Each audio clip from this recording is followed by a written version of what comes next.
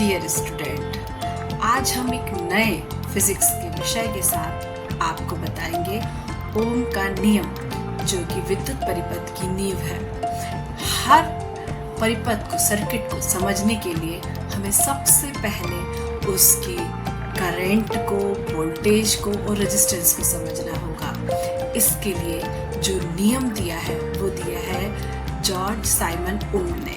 आज हम उसी को विस्तृत से समझें। जॉर्ज साइमन ओम ये एक जर्मन भौतिक वैज्ञानिक थे, जिन्होंने 1827 में किसी चालक में विद्युत प्रवाह संबंधित नियम प्रतिपादित किया था। इन्होंने प्रतिरोध की अवधारणा का भी विकास किया।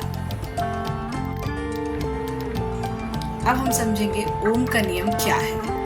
ओम के नियम के अनुसार किसी चालक की भौतिक अवस्था, विशेषता, ताप इत्यादि में यदि कोई परिवर्तन नहीं होता है तो उस चालक के सिरों पर लगाया गया विभवांतर तथा उसमें बहने वाली विद्युत धारा का अनुपात एक नियत होता है, जिसे उसका प्रतिरोध कहते हैं। देन इसका जो मैथमेटिकल फॉर्मूला होता है वो होता है V proportional to I। Then V equal to I R I। यहाँ पर R एक नियतांक है जिसे उस चालक का प्रतिरोध है। अब आप देखेंगे कि यहाँ पर VI ग्राफ प्रदर्शित है। V प्रोपोर्शनल टू I, इस मैथमेटिकल में जब हम वैल्यूज को पुट करते हैं तो हमें एक ग्राफ प्राप्त होता है, जिसमें कि अब हमें एक सीधी रेखा प्राप्त होती है। इसी से हम समझते हैं कि हमारा किया गया प्रयोग सही है, और ये ढलान जितना अधिक होता है उसका प्रतिरोध उतना ही अधिक होगा। इस ढलान के मान से हम उस चालक के प्रतिरोध का मान ज्ञात कर सकते हैं। अब हम समझेंगे कि प्रतिरोध क्या होता है।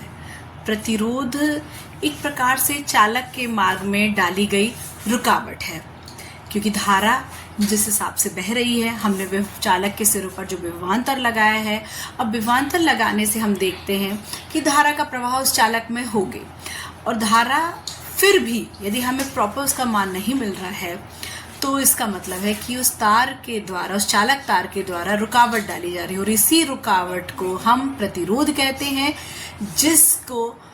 जिसका मात्रक ओम होता है। ओम के नियम की सीमाएं।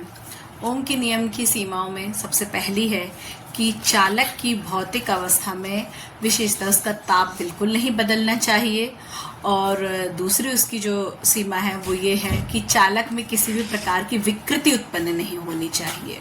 नियम को प्रयोगशाला में किस प्रकार से सिद्ध किया जाता है।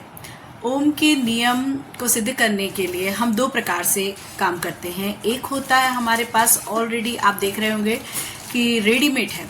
ओम्स लॉ जो एपरेटस आता है वो रेडीमेड रहता है, आपको उसमें चालक तार भी लगा होता है, बस अब आपको करंट और वोल्टेज के बीच में एक ग्राफ खींचना होता है वैल्यूज को निकाल के। नेक्स्ट जो है उसमें हमें जिन सामान की आवश्यकता होती है वो होती है वोल्टामीटर की, अमीटर की, रियोस्टेट की होती है, बैटरी एलिमिनेटर होती है, और कुछ कुंजी होती है।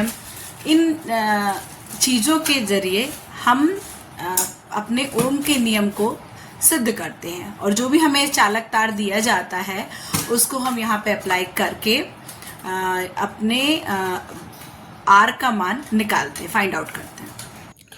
ओम के नियम के दैनिक जीवन में कई अनुप्रयोग हैं, जैसे विद्युत परिपथ में करंट और वोल्टेज की गणना में, इलेक्ट्रॉनिक उपकरणों के डिज़ाइन में, बिजली के फॉल्ट की पहचान में, हीटर और बल्ब की डिज़ाइन में, बैटरी और पावर सप्लाई सिस्टम में, सर्किट एनालिसिस में ओम के नियम उपयोग होते हैं।